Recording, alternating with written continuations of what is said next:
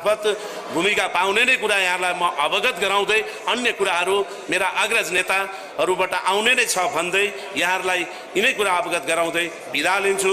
हस्त नमस्कार। जय नेपाल।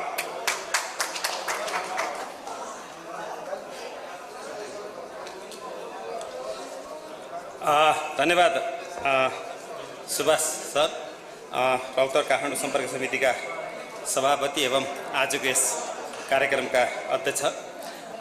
उहाँले छोटो समयमा सम्पर्क समितिले गर्न सक्ने भूमिका र आजको कार्यक्रमको औचित्य र उद्देश्यमाथि प्रकाश पार्दै यहाँहरूलाई स्वागत गरेर जानुभएको छ। अब हामी यस कार्यक्रमको उद्घाटनतर्फ गइराखेका छौँ। पानसमा दीप प्रज्वल गरेर आजको यस कार्यक्रमलाई समुद्घाटन गरिदिनु हुन आदरणीय आजका प्रमुख अतिथि नेपाली काङ्ग्रेसका नेता आदरणीय महामन्त्री गगन कुमार थापाज्यूलाई हार्दिक हार्दिक अनुरोध गर्दछु।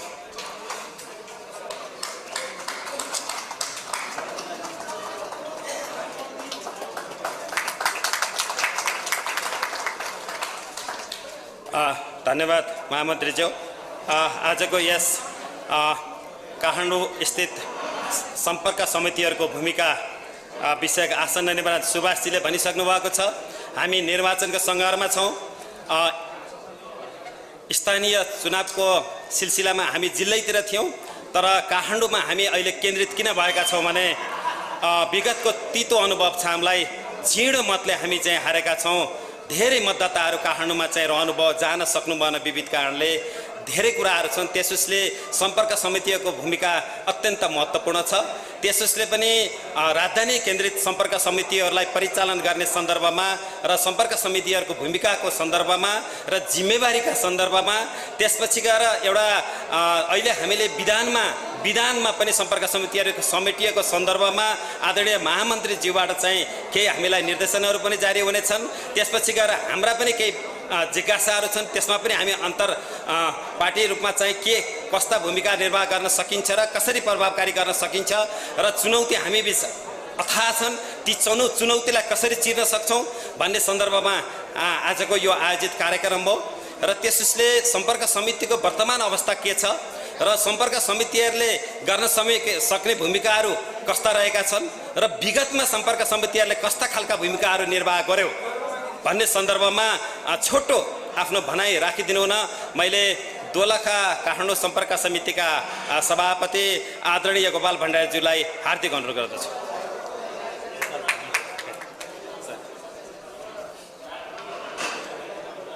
आजको यस कार्यक्रमका सभापति मेरा आदरणीय मित्र सुभाष कोइरालाज्यू, नेपाली काङ्ग्रेसका महामन्त्री, हामी सबै युवाहरूका ढुकढुकी श्रद्धेय गगन थापाज्यू, त्यसै गरी नेपाली काङ्ग्रेसका केन्द्रीय सदस्य, मेरो जिल्लावासी, हामी गौरवान्वित पनि छौँ।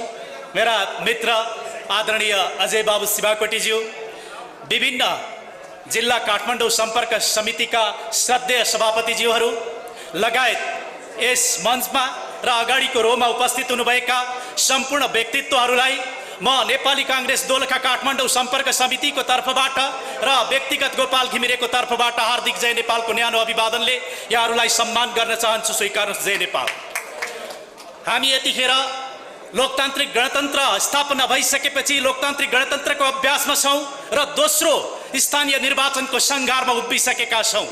सर्वप्रथम त म यहाँ उपस्थित सम्पूर्ण महानुभावहरूलाई र उपस्थित पत्रकार मित्रहरूको तर्फबाट नेपाली काङ्ग्रेसको विजय सुनिश्चित गराउने सूचना प्रवाहका लागि हार्दिक अनुरोध गर्दछु र नेपाली काङ्ग्रेसले अब 753 वटै पालिकामा विजय हासिल गर्नेछ। यद्यपि गठबन्धन गरेका छौँ र गठबन्धनले नै विजय हासिल गर्नेछ र काठमाडौँ स्थित सम्पर्क समितिहरू हामी त्यसैमा लागेका छौँ र हाम्रो भूमिका त्यसैमा केन्द्रित छ भन्ने कुरा यहाँहरू समक्ष जानकारी गराउन चाहन्छु।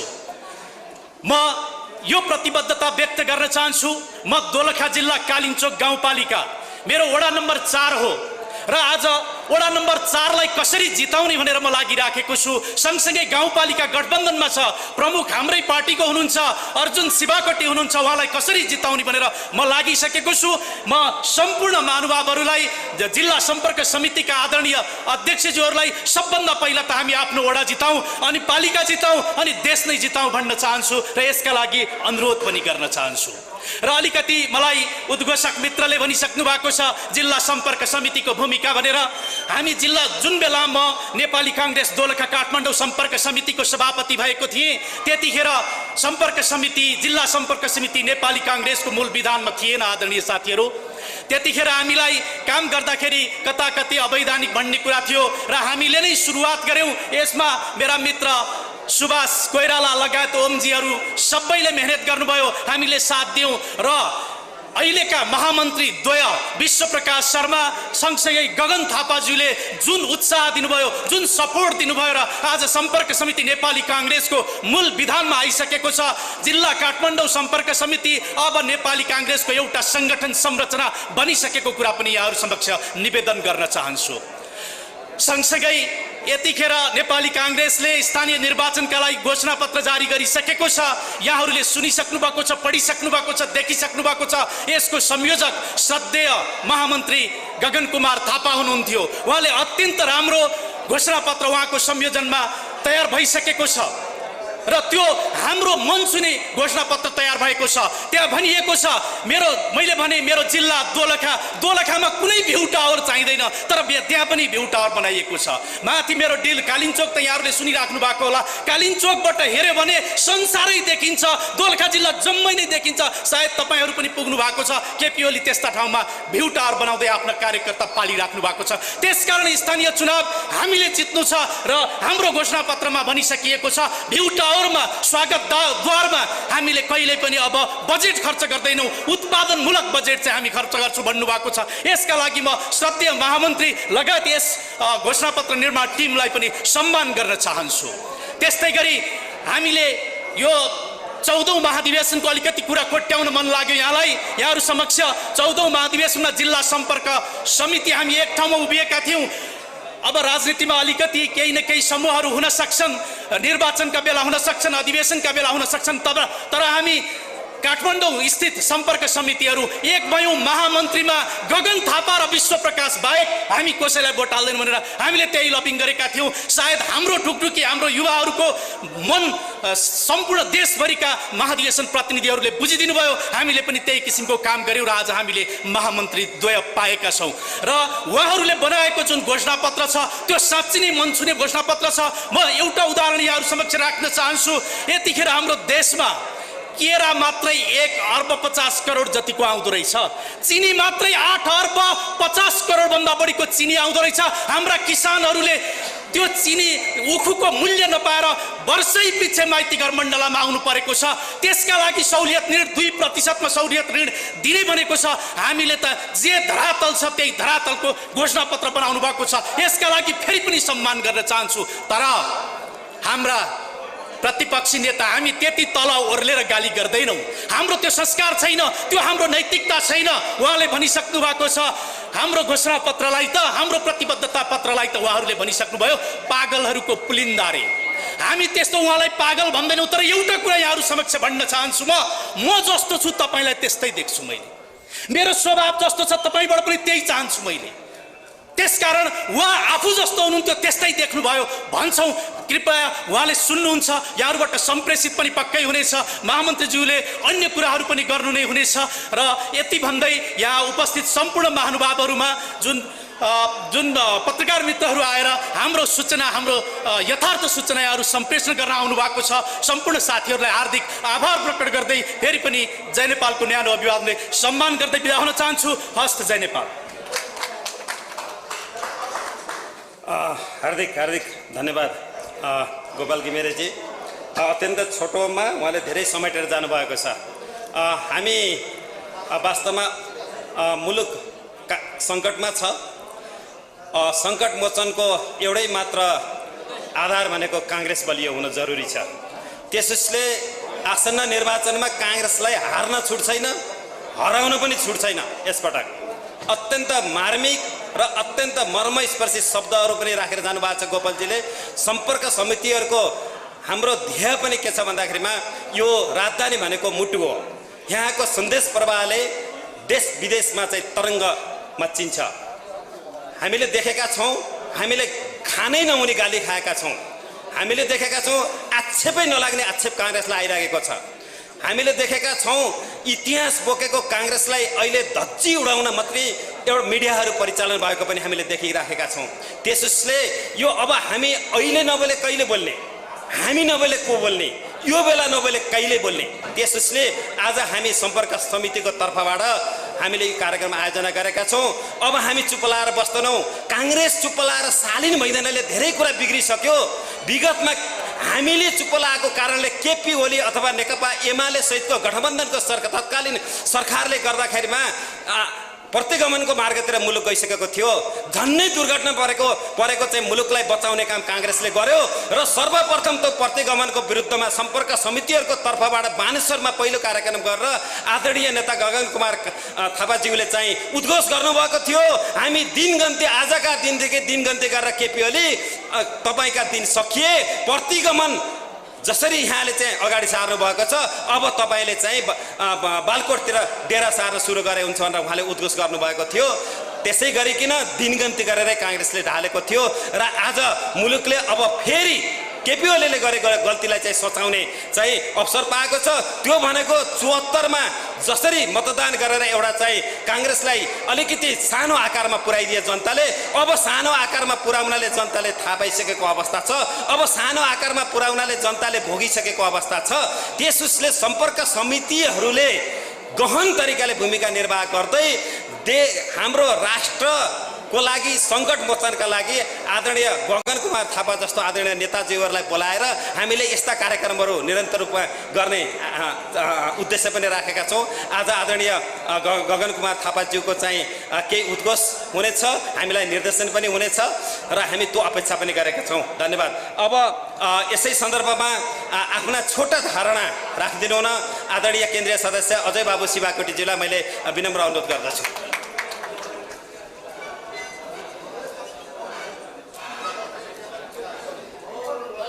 काठमाडौँ जिल्ला सम्पर्क समिति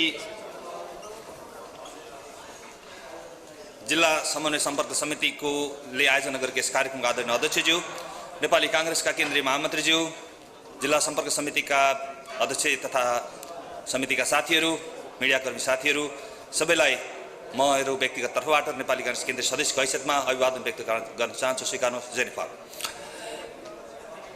केही दिन अगाडि म नेपाली काङ्ग्रेस केन्द्रीय कार्यालयले खटाएर मुस्ताङ पुगेको थिएँ। मुस्ताङमा कार्यक्रम गर्दा गर्दै त्यहाँ मैले जुन उपस्थिति देखेँ त्योभन्दा बढी उपस्थितिका लागि मैले कहीँ कार्यक्रम गर्नुपर्ने थियो भने त्यो पोखराको मुस्ताङ चोकमा अथवा काठमाडौँमा भेटिने थकाली घरहरूमा। तर त्यसलाई समन्वय कसैले गरिरहेको थियो भने त्यो समन्वय गर्ने निकाय भनेको सम्पर्क समिति थियो।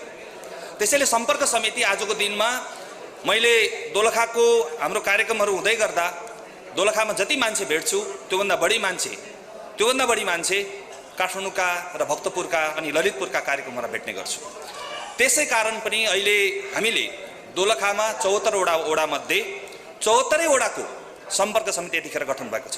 पहिला एउटा जिल्लाको सम्पर्क समिति गठन हुन्थ्यो भने अहिले वडा तहसम्म सम्पर्क समिति गठन भइरहेको छ, पालिका स्तरको सम्पर्क समिति गठन भइरहेको छ र त्यसलाई समन्वय जिल्लाको सम्पर्क समितिले गरिरहेको छ। यस हिसाबले हाम्रो एउटा साङ्गठनिक संरचना नेपाली काङ्ग्रेसको जुन विधानको कुरामा अगाडि गोपालजीले उल्लेख गर्नुभएको छ, विधानमै यसलाई उल्लेख गरिसकेको छ भने वडा तहदेखि पालिका तहसम्मको संरचना बन्ने कुरा पनि अहिले नेपाली काङ्ग्रेसको यो संरचनाभित्र अटाउने गरी काम भइरहेको छ र वास्तविक रूपमा तल्लो हाम्रो विधानको व्यवस्था अनुसार पनि तपाईको टोल तहसम्म पुग्नका लागि पनि यो वडा तहसम्मको सम्पर्क समितिले जुन काम गरिरहेको छ मलाई लाग्छ अहिले सबै जिल्ला सम्पर्क समितिका साथीहरूले यो खालको व्यवस्था, किनभने हामीले चुनावको बेलामा हाम्रा साथीहरू गाउँ पुर्याउनु पर्नेछ, आफ्ना नगरहरूमा पुर्याउनु पर्नेछ, मत हाल्नका लागि उहाँहरूलाई लिएर जानुपर्नेछ, उहाँहरूलाई उत्प्रेरित गर्नुपर्नेछ त्यहाँ पुग्नका लागि। त्यो पुर्याउनका लागि एउटा सबभन्दा ठुलो सेतु काठमाडौँ र गाउँको बिचमा, काठमाडौँ उपत्यका अथवा काठमाडौँ उपत्यका मात्र होइन, यो सम्पर्क समिति खालि काठमाडौँबाट मात्र होइन, जस्तो विराटनगरमा अर्को सम्पर्क समिति हुनसक्छ, पोखरामा अर्को सम्पर्क समिति हुनसक्छ, धनगढी जहाँ जहाँ सेन्टरहरू छ त्यो ठाउँहरूमा सम्पर्क समितिहरू यो विस्तार गर्न सकियो, काठमाडौँको यो सम्पर्क समितिलाई त्यही ढङ्गले परिचालित गर्न सकियो भने अब आउने चुनाव हाम्रो सन्दर्भबाट हामीले यसबाट लाभान्वित हुने बहुत अवसर छ, त्यो अवस्था पनि छ। यसका लागि म सबै साथीहरूलाई यो आग्रह गर्न चाहन्छु, किनभने हामीले आफ्नो अभ्यासहरू जुन किसिमका सम्पर्क समिति गठनका क्रममा हामीले बेहोरेका छौँ, जुन हामीले त्यसबाट एउटा लाभान्वित हुने अवसर हामीले पाइरहेका छौँ, त्यो लाभान्वित हुने अवसर प्रत्येक साथीहरूले त्यहाँबाट लिनुहुनेछ भन्ने विश्वास व्यक्त गर्न चाहन्छु। सँगसँगै अहिले अघिल्ला पटकका केही उदाहरणहरू हामीले हेर्ने हो भने सम्पर्क समितिका साथीहरूले जुन किसिमले आफ्ना साथीहरूलाई मोबिलाइज गर्नुभएको थियो, त्यो मोबिलाइज गर्ने कुरा अहिले लिएर जाने कुराहरू मात्र होइन, त्यहाँ लगेपछि ती साथीहरूको व्यवस्थापन गर्ने अहिले धेरै साथीहरू हामीले सामाजिक सञ्जालमा देखिरहेका छौँ, सूचनाहरू आइरहेका छन्। ती सूचनाहरू सम्बन्धित साथीहरूलाई जानका लागि आग्रह गरेका सूचनाहरू आइरहेका छन्, तर धेरै ठाउँमा हाम्रै साथीहरू, हाम्रै पार्टीका निकट भनिएका साथीहरूको नाममा प्रवेश गरेर त्यहाँका सूचनाहरू सबै चुहिने र हाम्रो रणनीति थाहा पाउने गरी पनि कतिपय साथीहरू त्यसरी गएको पहिलाका अभ्यासहरूबाट पहिलाका हामीले देखेका छौँ। त्यसैले अब आउने चुनावको सन्दर्भमा जो साथीहरू जहाँ जहाँ लिएर जाँदै हुनुहुन्छ आफ्ना साथीहरूलाई त्यो बेलामा पहिचान गरेर मात्रै सम्बन्धित साथीहरूलाई लिएर जाने वातावरण पनि बनाउनका लागि पनि हामीले ध्यान दिन सक्यौँ भने त्यसबाट पनि हामी हाम्रा सूचना चुइने कुराबाट हामी त्यसको चाहिँ डिसएडभान्टेज हामीले जुन खालको भएको थियो त्यो नहुने कुराको लागि पनि हामी साथीहरूलाई आग्रह गर्न चाहन्छौँ। र अहिले खास गरी सम्पर्क समितिहरू विशेष गरी जिल्लाहरूबाट जसरी यहाँ रहेका साथीहरू समन्वय गर्ने मात्र होइन, जिल्लामा अहिले आर्थिक मोबिलाइजेसन गर्ने सन्दर्भबाट पनि अहिले धेरै साथीहरू हाम्रो सम्पर्क समितिका साथीहरूलाई यस हेरेर बसिरहनु भएको छ। त्यसैले अहिले आर्थिक मोबिलाइजेसनको पार्टमा पनि सम्पर्क समितिहरूको भूमिका, प्रचार सामग्रीको त्यहाँ व्यवस्थापन गर्ने, प्रचार सामग्री पठाउने सन्दर्भबाट पनि सम्पर्क समितिको भूमिका, त्यसैले यहाँको ओभरअल स्थानीय तहको निर्वाचन परिचालनको सन्दर्भमा पनि सम्पर्क समितिको भूमिका जोरदार ढङ्गले देखिएको छ। धेरै साथीहरू अहिले काठमाडौँमा आइरहनु भएको छ, उम्मेदवार दिइसकेपछि एक चरणको गाउँमा टोलमा कार्यक्रम सकेर सबै साथीहरू अहिले लगभग काठमाडौँ आइरहनु भएको छ। यो काठमाडौँको कार्यक्रमलाई सम्पर्क समितिका साथीहरूले समन्वय गरेर फेरि एकपटक यहाँबाट माहौलसहित अहिले जिल्ला जानुपर्ने अवस्था छ, आफ्नो गाउँ टोल जानुपर्ने अवस्था छ। किनभने पहिला हामीले देखिरहेका थियौँ जब चुनावको घोषणा हुन्छ, चुनावको घोषणापछि चुनावका 4-5 दिन अगाडिसम्म नेपाली काङ्ग्रेसको माहौल सबैतिर आउने र जब लास्ट आवर हुन्छ, लास्टको 24 घण्टा 48 घण्टा 36 घण्टा यसपछि हाम्रो माहौल बिग्रिने जुन खालको परिदृश्य हामीले यस अगाडि देखेका छौँ, त्यो परिदृश्यलाई यसपटक ब्रेक गर्ने र हाम्रो पक्षमा अहिले जुन माहौल छ त्यो माहौललाई कन्टिन्यू बनाउने र यसको निरन्तर बनाउने सन्दर्भमा पनि सम्पर्क समितिको भूमिका छ। किनभने हामीले जति हामीले माहौल लिएर जान सक्छौँ, जति प्रचार र परिचालनको विषयहरूलाई लिएर जान सक्छौँ, त्यति नै स्थानीय तहमा हाम्रो जित सुनिश्चित हुने र हाम्रो माहौललाई बरकरार राख्नका लागि पनि तपाईँहरूको भूमिका महत्त्वपूर्ण हुने भावनाले सबै साथीहरूको पहिचान गर्ने, पहिचान भएका साथीहरूलाई एकत्रित गरेका साथीहरूलाई त्यही ढङ्गले लिएर जानका लागि पनि तपाईँहरूको भूमिका महत्त्वपूर्ण भएको हुनाले यसमा समन्वय गर्नका लागि पनि म तपाईँहरूलाई आग्रह गर्न चाहन्छु। हामीले यही बिचमा स्थानीय तहको घोषणापत्रहरू पनि यतिखेर स्थानीय तहका उम्मेदवारहरू फिक्स भइसकेपछि, आफ्नो उम्मेदवारी दर्ता गरिसकेपछि अहिले स्थानीय तहको घोषणापत्रहरू पनि लिएर साथीहरू गइरहनु भएको छ। त्यो घोषणापत्रलाई कार्यान्वयन गर्ने सन्दर्भमा पनि तपाईँ सम्पर्क समितिका साथीहरूको भूमिका महत्त्वपूर्ण छ, त्यसतर्फ पनि तपाईँहरूको लाग्नुहुनेछ। अहिले केन्द्रले जारी गरेको जुन सङ्कल्प पत्र छ, प्रतिबद्धता पत्र छ, त्यो प्रतिबद्धता पत्र अनुसार नै अहिले स्थानीय तहमा पनि सङ्कल्प पत्र, प्रतिबद्धता पत्र र घोषणा पत्रका नाममा साथीहरूले जुन जारी गरिरहनु भएको छ, अहिले केन्द्रदेखि तलसम्म यस घोषणा पत्रको आधारमा धेरै साथीहरू उत्साहित भइरहनु भएको छ।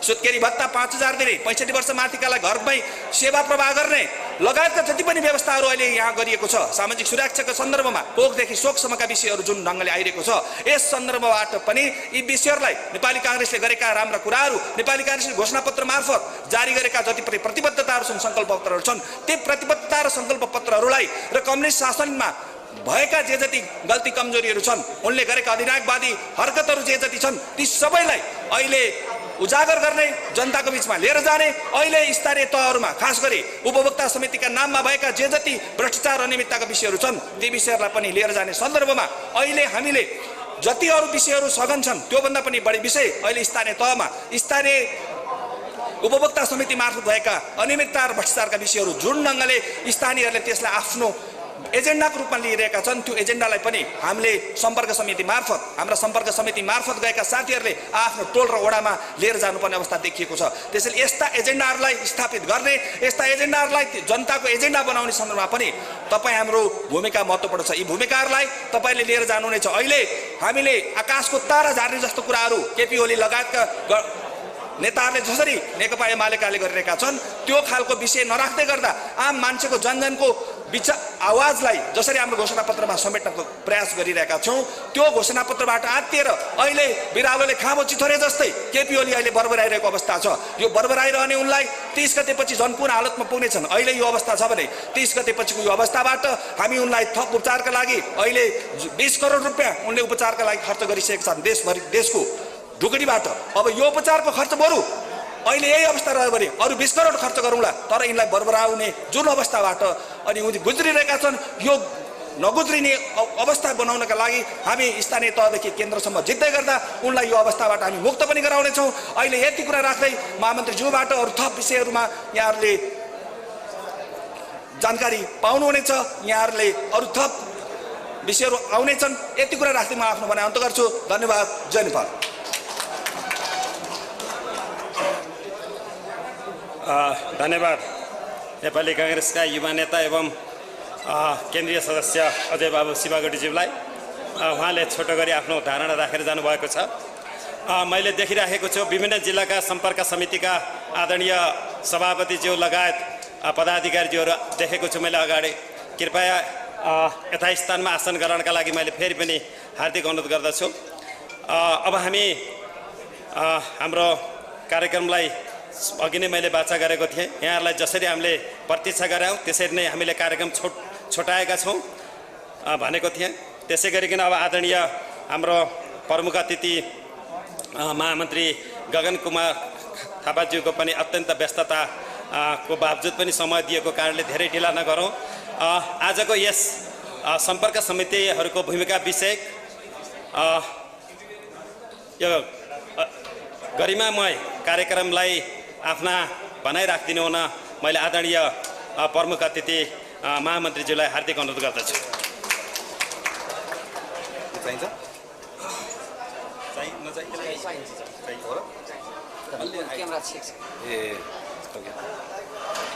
इस कार्यक्रमका श्रद्धेय सभाध्यक्षज्यू, नेपाली कांग्रेसका केन्द्रीय सदस्य आदरणीय अजय बाबु शिवाकोटीज्यू, नेपाली कांग्रेसको विभिन्न जिल्लाको सम्पर्क समितिको नेतृत्व गर्ने आदरणीय साथीहरू, मञ्चमा उपस्थित र यहाँ उपस्थित पार्टीको विभिन्न जिम्मेवारी निर्वाह गरिराख्नुभएका साथीहरू, पत्रकार मित्रहरू, यहाँहरू सबैलाई मेरो हार्दिक अभिवादन। जय नेपाल। म यो समन्वय समितिलाई हृदयबाट आभार प्रकट गर्न चाहन्छु। यति महत्त्वपूर्ण समयमा महत्त्वपूर्ण कार्यक्रमको आयोजना गरिदिनु भएको छ र केही कुराहरू राख्ने मौका दिनुभएको छ। हामी स्थानीय निर्वाचनको करिब करिब अन्तिम चरणमा पुगिसकेका छौँ। हामीले मनोनयन पनि दर्ता गरिसक्यौँ। अब केवल केही दिनको प्रचार र मतदानको काम मात्रै बाँकी छ। नेपाली कांग्रेसका देशभरिका साथीहरूलाई म यहाँबाट पहिला अपिल गर्न चाहन्छु कि स्थानीय निर्वाचनलाई सफल पार्ने हाम्रो पहिलो कर्तव्य हो। स्थानीय निर्वाचनमा हाम्रो पक्षमा परिणामका निम्ति प्रयत्न गर्ने हाम्रो दोस्रो कुरा, तर हाम्रो पहिलो कुरा स्थानीय निर्वाचन सफल हुनुपर्छ। स्थानीय निर्वाचन फेयर हुनुपर्छ।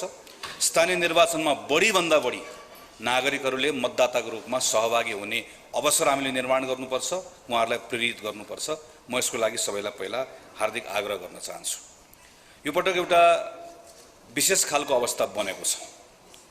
केही समय अगाडि नेपाली कांग्रेसले केही दलहरूसँग गठबन्धन गरेर सरकार बनाएको छ सङ्घमा, प्रदेशमा, र गठबन्धनमा रहेका दलहरूको बीचमा तालमेल गरेर हामीहरू कैयन ठाउँमा स्थानीय चुनावमा संयुक्त रूपमा प्रतिस्पर्धा गर्दैछौँ। यो ठिक हो कि होइन भन्ने बारेमा हाम्रो पार्टीभित्र एक प्रकारले भन्ने हो भने फरक फरक मतहरू मात्र रहेको होइन, हाम्रो बिचमा एउटा ठुलो भिन्नता पनि रह्यो, अहिले पनि छ। यसका बारेमा सङ्घर्ष पनि भयो। त्यो सङ्घर्ष छ, भोलिको दिनमा पनि हुन्छ। तर राजनीतिक दल भनेकै कहिलेकाहीँ आफ्नो मतलाई दलको मत बनाउने कोसिस गर्ने हो। दलको मत बन्न सकेन भने पनि आफ्नो मतलाई दलको मत बनाउने कोसिस गरिरहन्छु भन्ने अठोट गरेर दलले गरेको निर्णयलाई स्वीकार गर्ने हो। यसै गरिकन पार्टीहरूको निर्णय गर्ने प्रक्रियाबाट पार्टीहरू अगाडि बढिरहेका हुन्छन्। नेपाली कांग्रेस पार्टीको इतिहासमा हामीले हेर्यौँ भने 2007 सालको आन्दोलन अगाडिबाट आन्दोलन कहिले सुरु गर्ने, सशस्त्र सङ्घर्ष गर्ने कि नगर्ने, 7 साल पछाडि नेपाली कांग्रेस सरकारमा जाने कि नजाने, 15 सालको त्यो संविधानलाई मान्ने कि नमान्ने, 17 सालपछि तत्काल सशस्त्र सङ्घर्ष गर्ने कि नगर्ने, नेपाल फर्कने कि नेपालमा बसेर सङ्घर्ष गर्ने कि नेपाल बाहिर बसेर सङ्घर्ष गर्ने, नेपाल भित्र आइसके पछाडि पनि सशस्त्र गर्ने कि नगर्ने, नेपालमा कम्युनिस्ट पार्टीहरूसँग मिलेर संयुक्त आन्दोलन गर्ने कि नगर्ने। पछिल्लो समयमा हेर्ने हो भने माओवादीसँग मिलेर 12 बजे समझदारी गरेर संयुक्त आन्दोलन गर्ने कि नगर्ने भन्ने जस्ता विभिन्न अवस्था र विभिन्न चरणमा कांग्रेसभित्र फरक फरक मतहरू रहे। अहिले पनि तालमेल गरेर जाने कुरा नेपाली कांग्रेसका लागि, नेपालको लोकतन्त्रको लागि हितकर हुन्छ कि हुँदैन भन्ने बारेमा हाम्रो आफ्ना मतहरू रहे, अहिले पनि छन्। तर पार्टीभित्र लामो छलफल गरेर एउटा निर्णय गर्यो कि यो पटकको निर्वाचनमा स्थानीय कमिटीहरूलाई हामी निर्णय गर्ने जिम्मा दिन्छौँ। तपाईहरुले तालमेल गर्न आवश्यक छ, अवस्था छ गर्नुस्, छैन नगर्नुस् भनेर हामीले भन्यौँ। केही महानगरहरू बाहेक बाँकी रहेका सबै निर्णयहरू स्थानीय कमिटीहरूले गर्नुभएको छ। कहीँ भएको छ, कहीँ भएको छैन। कतिपय ठाउँमा पार्टीको निर्णय केही ठाउँमा उल्लङ्घन पनि भएको छ। तर पार्टीको निर्णयलाई आधार मानेर हामीले आफ्नो कामहरू अगाडि बढाएका छौँ। पार्टीको यस्तो खालको निर्णय गर्दै गर्दा स्वाभाविक रूपमा ठुलो पार्टी, पुरानो पार्टी, स्थानीय निर्वाचन धेरै वर्षपछि पहिलो पटक भयो। हामी लामो समय पछाडि फेरि दोस्रो पटक स्थानीय निर्वाचन गर्ने क्रमभन्दा अगाडि 20औं वर्ष ग्याप भएको थियो। थुप्रै साथीहरू आकांक्षी हुनुहुन्छ। हामी मात्रै निर्वाचनमा प्रतिस्पर्धा गर्दै गर्दा त अप्ठ्यारो थियो भने अरू दलसँग तालमेल गरेर प्रतिस्पर्धा गर्दै गर्दा कैयन ठाउँमा अप्ठ्यारोहरू आएका छन्, अप्ठ्यारो भएका छन्। कैयन आकांक्षी साथीहरू, डिजर्भिङ साथीहरू 4-5 वर्षदेखि म स्थानीय तहमा गएर म मतदानमा जान्छु, म निर्वाचन पार्टीको तर्फबाट फेस गर्छु, म निर्वाचित भएर आउँछु, काम गर्छु भन्ने एउटा सङ्कल्प बोकेर बस्नुभएको साथीहरू उम्मेदवारीबाट वञ्चित हुने अवस्था बनेको छ। कतिपय ठाउँमा यो खालको नमिठो अनुभवहरू भएका छन्, यी हामी नजिकबाट हेरिरहेका छौँ। यति मात्र होइन, कैयन ठाउँहरूमा हामीले विधानमा भएको एउटा व्यवस्थाको पहिलो पटक अभ्यास गर्दै गर्दा त्रुटि र कमजोरीहरू पनि भएका छन्। हामीले यो पटक नेपाली कांग्रेसको विधानमा एउटा नयाँ व्यवस्था गर्यौँ। संहितामा गइसकेपछि यो व्यवस्था पो ठिक हुन्छ कि भन्ने ठान्यौँ। हामीले वडाको निर्णय गर्न 165 निर्वाचन क्षेत्रीय समितिलाई अधिकार दियौँ। गाउँपालिकाको निर्णय गर्न जिल्ला समितिलाई दियौँ। नगरपालिकाको निर्णय गर्ने प्रदेश समितिलाई दियौँ। महानगरको निर्णय गर्ने केन्द्रीय समितिमा राख्यौँ। प्रदेश कमिटी भन्ने पहिलो पटक बनेको छ।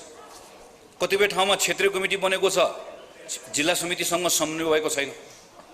यो विधानको नयाँ अभ्यास गर्ने क्रममा पनि हामीबाट कैयन त्रुटिहरू भएको, कमजोरीहरू भएको कुरा हामी सबैले महसुस गरिरहेका छौँ। हामीले सिक्ने कुराहरू धेरै छन्। कतिपय ठाउँमा नियत पनि खराब राखिएको छ। अधिवेशनको लगत्तै पछाडि प्रतिशोध साध्ने हिसाबले म यो त्यो भन्दिनँ, जसलाई जहाँ सक्यो त्यसलाई प्रतिशोध साध्ने हिसाबले व्यवहार गरेको पनि पाइएको छ। कतिपय ठाउँमा अन्य खराब आचरणका कारणले गर्दा पनि कैयन निर्णयहरू गलत भएका छन् भन्ने सूचनाहरू हामीहरूले पाएका छौँ। यी सबै विषयका बारेमा हामी व्यवस्था गरेर बसेका छैनौँ। यी विषयहरूमा हाम्रो ध्यान आकर्षित मात्र भएको होइन।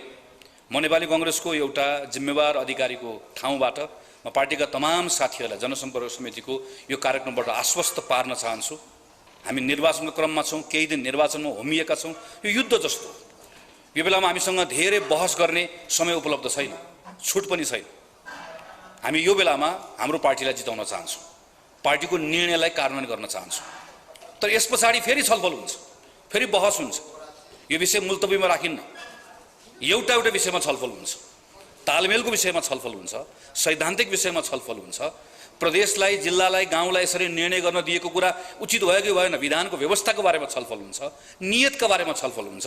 कैयन ठाउँहरूमा अहिले हामी कहाँ निवेदन आएका छन् कि प्रदेश कमिटीले समयमा निर्णय नगर्दै गर्दाखेरि भएका अप्ठ्याराका बारेमा आएका छन्।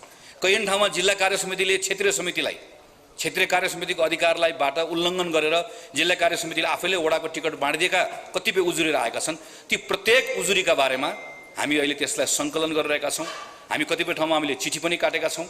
हामी एउटा विषयलाई पनि यत्तिकै छाड्दैनौँ। निर्वाचन पछाडि हामीलाई बडो समय लाग्ला, एउटा उजुरीका बारेमा बस्छौँ, अनुसन्धान गर्छौँ, छानबिन गर्छौँ र त्यहाँ दोषी देखिएकोले उसको दोषको, त्यसको दण्डको भागीदार हामी बनाउँछौँ। त्यसैले म आज पार्टीको साथीहरूलाई यही मञ्चबाट आह्वान गर्न चाहन्छु, पार्टीभित्र मैले पनि भोगेर आएको छु, कैयन पटक भोगेर आएको छु। नेपाल विद्यार्थी सङ्घमा काम गर्दा भोगेर आएको छु, कैयन पटक जिम्मेवारी पाऊँ भन्दै गर्दा नपाएर भोगेर आएको छु। पार्टीभित्र कैयन पटक जिम्मेवारी खोज्दै गर्दा नपाएर भोगेर आएको छु। म त मैले त अझ धेरै कुरा पाएको, म जस्तो अरू मेरोभन्दा अरू उदाहरणहरू कैयन साथीहरूले जिम्मेवारी पाउँ भन्दै गर्दा नपाएको अवस्था छ। उम्मेदवार बन्न चाहँदै गर्दा उम्मेदवारबाट वञ्चित भएको अवस्था छ। तर एउटा संसदीय राजनीतिमा अभ्यास गर्दै गरेको पार्टीको कार्यकर्ता भइसके पछाडि एउटा कुरा पनि हामीले मान्नुपर्छ कि जब पार्टी एउटा निर्णय गरेर चुनावमा होमिन्छ त्योभन्दा अगाडिसम्म आफ्ना मतभेदहरू हुन्छन्, चुनाव पछाडि फेरि ती मतभेदहरू हुन्छन्। तर चुनावमा होमिसके पछाडि भने पार्टीको निर्णयलाई सबैले मान्नुपर्छ, सम्मान गर्नुपर्छ। म देशभरिका पार्टीका साथीहरू जसले अहिले पार्टीको निर्णयभन्दा बाहिर गएर स्वतन्त्र ढङ्गले उम्मेदवारी दिनुभएको छ, म तमाम साथीहरूलाई विनीत भएर काङ्ग्रेसको महामन्त्रीको रूपमा अनुरोध गर्न चाहन्छु। हामीसँग 2 दिन अरू समय बाँकी छ। म तपाईँहरू सबैलाई अनुरोध गर्न चाहन्छु, यो पार्टीमा हामीहरू पनि छौँ। तपाईँहरूमाथि भएको एउटा अन्यायको हिसाब किताब हुन्छ, तपाईँहरूमाथि जसलाई विभेद भएको छ त्यसको एउटा हिसाब किताब हुन्छ। तपाईँहरूको यसको क्षतिपूर्ति पनि गर्ने गरिकन न्यायको निर्णय पनि हामी गराउने त्यो ठाउँसम्म हामी पुर्याउँछौँ। तर म पार्टीको साथीलाई यो बिन्दुमा आग्रह गर्न चाहन्छु कि यो म निर्वाचनको बारेमा चिन्ता गरेर मात्र भनिरहेको छैन, निर्वाचनको परिणामलाई चिन्ता गरेर मात्र भनिरहेको होइन। पार्टीको एउटा कर्मठ साथी एउटा आवेगको निर्णयले पार्टीको निर्णयभन्दा बाहिर गएर अहिले उम्मेदवारी दिँदै गर्दाखेरि एउटा कुनै एक ठाउँमा हामी निर्वाचनमा हारौँला पनि, कोही ठाउँमा फरक पनि नपर्ला। तर कुरा त्यो होइन, कुरा पार्टीको एउटा कर्मठ साथी आवेगको निर्णयबाट पछाडि फर्केर आउने ठाउँ रहँदैन। एकपटक पार्टीको निर्णय उल्लङ्घन गरिसकेपछि फर्केर आएको साथीहरूको मैले अवस्था देखेको छु। त्यस पछाडि एउटा संसदीय निर्वाचनमा, एउटा स्थानीय निर्वाचनमा त्योभन्दा बाहिर गइसके पछाडि फेरि सहजतापूर्वक पार्टीको यात्रा अगाडि बढाउने कुरा गाह्रो भएको छ। भोलि गएर म यो पटक देखेको छु, अघिल्लो पटक स्थानीय निर्वाचनमा बागी उम्मेदवारी दिनुभएको कैयन साथीहरूलाई हामी यो पटक उम्मेदवार बनाउन चाहन्थ्यौँ। तल जिल्ला कमिटीले निर्णय पनि गर्यो, तर आज हामीले पार्टीबाट निर्णय गरेर ती उम्मेदवारहरू खारेज गर्नुपर्ने अवस्था भएको छ, किनकि पार्टीको कारबाही फुक्का भएको छैन। त्यो अवस्था आउँदो रहेछ। त्यसैले म तमाम पार्टीका कर्मठ साथीहरूलाई आग्रह गर्न चाहन्छु, पार्टीभित्र भएको जति पनि तपाईँले भोग्नुभएको छ, तपाईँका असन्तुष्टिहरू छन्, कतिपय जायज असन्तुष्टिहरू छन्, त्यसको सम्बोधन गर्ने त्यो जिम्मेवारी लिएर आएको। म तपाईँहरूले मलाई देख्नुभएको छ, नजिकबाट हेर्नुभएको छ। मैले मेरो आफ्नो विचार पार्टीभित्र राख्दै गर्दाखेरि मेरो विचार पार्टीको विचार बनाउन नसक्दाखेरिको अवस्थामा पार्टीको निर्णयलाई मानेर पार्टीको निर्णय कार्यान्वयन गराउने काम गरेर म अहिले हिँडिरहेको छु, किनकि म एउटा पार्टीको कार्यकर्ता। कैयन बेलामा मेरो निर्णय फेरि पार्टीको निर्णय भएको छ। कुनै बेला नेपाली कांग्रेस पार्टीले गणतन्त्र मान्नुपर्छ भन्दै गर्दाखेरि मेरो मत पार्टीको मत भयो। अस्ति भर्खर पार्टी केपी ओलीले संसद विघटन गर्नु भएपछि संसद विघटनका विरुद्ध स्वयं पार्टी सभापतिको त्यो बेलाको मत संसद पुनर्स्थापना गर्नु हुँदैन, चुनावमा जानुपर्छ भन्ने थियो। अघि साथीहरूले प्रसङ्ग उठाउनु, तपाईँहरूकै कार्यक्रममा हामी पहिलो वक्ता भएर गएको, पहिलो कार्यक्रम गरेको हामीले सडकमा गएर मत राख्यौँ होइन, पुनर्स्थापना गर्नुपर्छ भने त्यो मत पछि पार्टीको मत भयो। कहिले आफ्नो मत पार्टीको मत बन्छ, कहिले आफ्नो मत पार्टीको मत बन्दैन। आफ्नो कुरा राख्ने हो, सङ्घर्ष गर्दै जाने। यो विषयको सन्दर्भमा पार्टीका तमाम साथीहरूले फेरि एकचोटि म आग्रह गर्न चाहन्छु। जनसम्पर्क समितिका सभापतिहरू यहाँ आउनुहुन्छ, मेरो तपाईँलाई अनुरोध छ, तपाईँहरूको अत्यन्त ठुलो पार्टी सङ्गठनमा भूमिका छ, अजयजीले चर्चा गर्नुभयो र स्थानीय चुनावमा अझ बढी तपाईँहरूको भूमिका छ। तपाईँहरूले साथीहरूलाई सम्झाउने कुराहरूका सन्दर्भमा अझ तपाईँहरूको बढी भूमिका रहन्छ। त्यसैले म जो साथीहरू अहिले यहाँ काठमाडौँ हुनुहुन्छ, आफ्नो जिल्ला, आफ्नो वडा, आफ्नो पालिकाका साथीहरूलाई जहाँ सम्झाइदिनु पर्ने छ, यो 2 दिनको समय तपाईँहरूले त्यसमा ध्यान दिइदिनु म आग्रह गर्न चाहन्छु। र त्यस पछाडि लगत्तै पछाडि अब काठमाडौँमा साथीहरू यहाँ देखिनु नपरोस्, भेटिनु नपरोस्, तपाईँहरू आफ्नो पालिका, आफ्नो वडा, म त्यो भन्न पनि आज आएको। जति पनि साथीहरू यहाँ हुनुहुन्छ, कर्मथलो काठमाडौँ छ, तर मतदाता तपाईँहरू बाहिरको हुनुहुन्छ। तपाईँहरूको सङ्गठनमा पकड त्यहाँ पनि छ, दुवैतिर हुनुहुन्छ, वास्तवमा भने दुवैतिर हुनुहुन्छ। यहाँको साथीहरूले सकेसम्म नगइदियोस् भन्ने चाहन्छ, अलि दिन बढी बस्दै हुन्थ्यो, यहाँ पनि 2-5 भोट बढ्थ्यो भन्ने चाहन्छन्। हामीलाई त्यो लाग्छ, हामी काठमाडौँको मानिसलाई। तर गाउँको साथीहरूले तपाईँहरूलाई खोजिराख्नु भएको छ, त्यसैले तपाईँहरू त्यहाँ गइदिनुपर्छ। म यो तपाईँहरूलाई पनि यसमा पनि आग्रह गर्न चाहन्छु। मैले अघि चर्चा गरेँ स्थानीय निर्वाचनको जुन खालको अवस्था छ, यो अवस्था चित्त बुझ्दो अवस्था छैन। यो बेलामा हामी हेर्नुहोस् त, आज 12-13 कति गते, आज 14 गते भइसक्यो। 30 गते मतदान गर्नुपर्ने, कुन उम्मेदवारको मत के छ, कुन उम्मेदवारको धारणा के छ, कुन उम्मेदवारको विचार के छ भन्नुपर्ने ठाउँमा आज यहाँ तालमेल भयो, आज यहाँ गठबन्धन भयो, आज यहाँ भत्कियो, आज यहाँ मिल्यो, जताततै हाम्रा समाचार पनि त्यही छन्, हाम्रो विषय पनि त्यही छ। फेरि हाम्रो मात्र छैन, हामीलाई गठबन्धन गर्यो भनेर हामीलाई धारे हात लाएर गाली गर्नेले क्विन्टल भन्ने फेरि पाउ छटा खोजेर हिँडेको छ। एउटा रङको छ, एकातिर मिलेको छ, अर्को रङसँग अर्कोतिर मिलेको छ। त्यहाँ हेऱ्यो भनेदेखि पनि परिवार दलदेखि विप्लवसम्म, सिके राउतदेखि चाहिँ उहाँ कोही छोडेको छैन, भ्याएसम्म। अझ म देखेको छु ठाउँमा आज पनि छलफल चलिरहेको थियो। त्यो गठबन्धनको बैठक बाहिरपट्टि ढुकेर बसेको हुन्छ एमालेको स्थानीय नेता, कहाँनिर कुरा बिग्रिन्छ भनेर। अनि कुरा बिग्रियो कि हामीसँग जाउँ न, दिन्छौँ नि। उसले 5 दियो 6 दिन्छौँ नि, उसले 7 दियो 8 दिन्छौँ नि, उसले उपमेयर दियो मेयरै दिन्छौँ नि, ढुकेर बसेर। यहाँ चाहिँ ठुलो नेता फेरि हात लाएर गठबन्धन भन्नुहुन्छ। जिल्लामा साथीहरूको बेहाल छ। म यो पक्ष त्यो पक्ष भन्दिनँ। यो कुनै पनि मेरो ठाउँबाट हेर्दै गर्दा स्थानीय निर्वाचन यस्तो हुनुपर्ने नै होइन। स्थानीय निर्वाचन हामी आफ्नो दल आफ्नो चुनाव चिन्ह लिएर लड्नुपर्ने, कसैले पनि नगर्नुपर्ने अवस्था हुने हो। तर यो भनिरहँदै गर्दा के कुरा बिर्सन हुन्न भने यो अवस्थाको निर्माण कसरी भयो? 2079 सालको चुनाव यसरी हुनुपर्ने हो होइन। 2079 सालको स्थानीय निर्वाचन, प्रदेशको निर्वाचन, सङ्घको निर्वाचन योभन्दा फरक सन्दर्भमा हुनुपर्ने। यो निर्वाचनमा हामी 5 वर्षको स्थानीय चुनावमाबाट हामीले गरेका वाचाहरूको समीक्षा गरेर हाम्रा पालिका सञ्चालन गर्ने सरकारहरूको कार्यक्षमता कस्तो रह्यो त्यसको मूल्याङ्कन गरेर हामी योभन्दा अगाडिको 5 वर्ष कसरी चलाउँछौँ भनेर छलफल गर्नुपर्ने हो। तर यो अवस्था किन आयो? यो 5 वर्ष 2074 साल 5 वर्ष अगाडि 2074 सालको वैशाखमा भएको स्थानीय निर्वाचनबाट नेकपा एमाले नेपालको सबैभन्दा ठुलो दल स्थानीय चुनावबाट बन्यो। प्रदेशको चुनाव र सङ्घको चुनावमा गएर त दुईटा पार्टी मिलेर त्यसपछि पार्टी एकता भइसके पछाडि नेपालमा एउटा यस्तो अवस्था आयो जतिखेर सङ्घमा करिब 2/3 नेपाल कम्युनिस्ट पार्टीको सरकार, प्रदेशमा 6वटा प्रदेशमा सरकार, 400 भन्दा बढी तहमा नेपाल कम्युनिस्ट पार्टी एमाले र माओवादी मिलेर पार्टी बनिसकेपछि दुईटा पार्टीको स्थानीय सरकार भएको अवस्था रह्यो। आज 2079 मा वैशाखको इलेक्सन, मङ्सिरमा हुने इलेक्सन सिङ्गो नेपाल कम्युनिस्ट पार्टीले गर्नुपर्ने हो।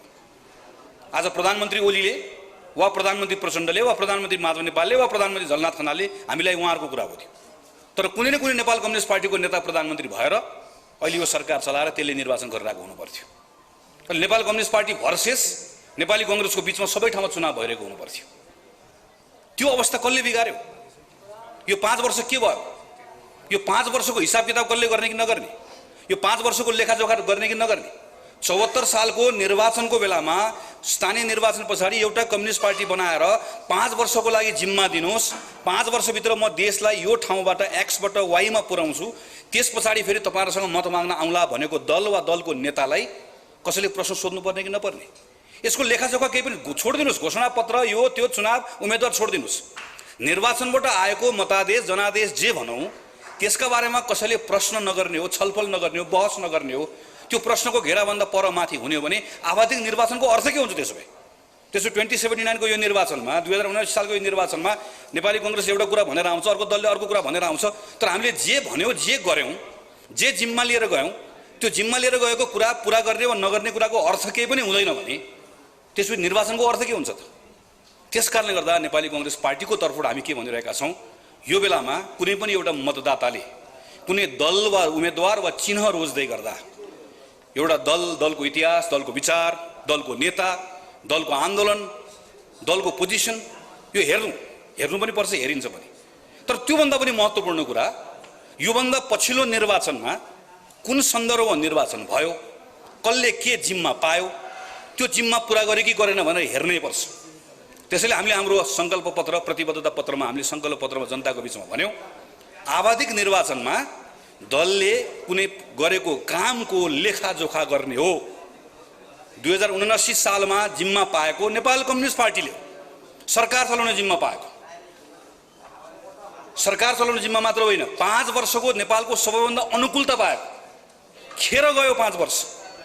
यो 5 वर्ष खेर गएकोमा कसले माफी माग्ने? यो 5 वर्ष सिङ्गो नेपाल देशको खेर गयो, नेपाली जनताको खेर गयो।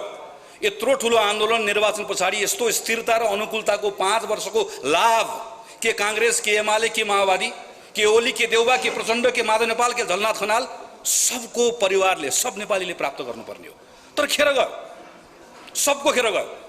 म एमालेको मात्र माओवादीको मात्र भन्दिनँ, काङ्ग्रेसको मात्र होइन, हामी सबैको खेर गयो। जिम्मा कसले लिने हो? मैले लिने हो? म नेपाली कङ्ग्रेसको सांसद गगन थापाले लिने हो कि कसले लिने हो त्यो जिम्मा? नेपाली कङ्ग्रेस पार्टीले त गएको चुनावमा त प्रतिपक्षमा बस्ने जिम्मा पाएको। हामीले पाएको जिम्मा भनेको त प्रश्न गर, आलोचना गर, खबरदारी गर, संसदमा भाऊ, सडकमा जाऊ, प्रतिरोध गर, यही जिम्मा पाएको हो नि। 5 वर्षको जिम्मा पाएको एउटा पार्टी जसले आफूले पाएको जिम्मा पुरा गर्न सकेन, जसले आफूले एउटा बस चलाएर एउटा पोइन्टबाट अर्को पोइन्टमा पुर्याउनु पर्ने ठाउँमा त्यो बस स्टपमा पुर्याएपछि देखिस् यसरी ल्याएँ फेरि जिम्मा देऊ अर्को ठाउँमा पुर्याउँछु भन्नुपर्ने ठाउँमा आफूले चलाएको बसलाई भिरबाट खसालिदिएको छ। भिरबाट खसालिदिइसके पछाडि आधा तल खसेर डिलमा कहीँ डिलमा समातेका छन्, कोही बुट्टामा समातेका छन्, हामी यहाँ छौँ भनेर कराएका छन्। अनि डिलबाट खसाल्ने छाती ठोकेको छ, ल हेर बहादुरी हेर यसरी खसाले भन्छ। फेरि जिम्मा दिने, फेरि जिम्मा दिएपछि के गर्ने हो त? फेरि खसाल्ने।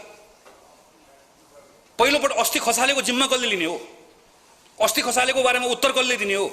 खेर गएको 5 वर्षको बारेमा जवाफ कसले दिने हो? यो प्रश्न हामीले उठाउने पर्छ।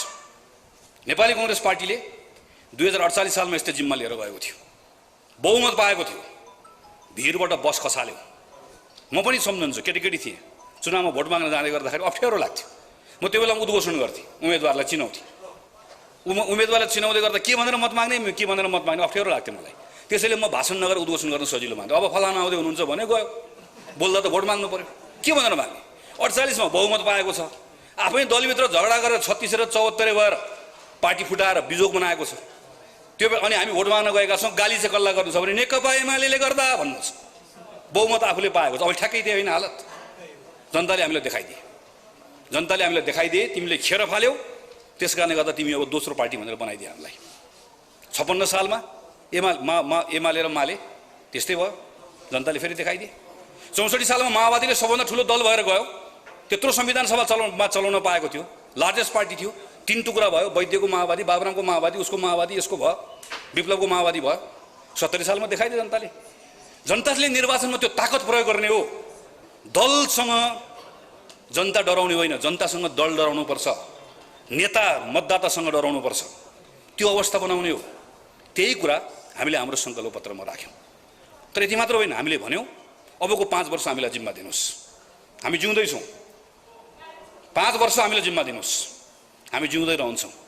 5 वर्षपछि जिम्मा लिएर जाँदै गर्दा यो 5 वर्ष चलाउन सकेनौँ भने, जिम्मा लिएको पुरा गर्न सकेनौँ भने फेरि हामीलाई धुलोमा झार्नै पर्छ, फेरि हामीलाई भुइँमा पछार्नै पर्छ।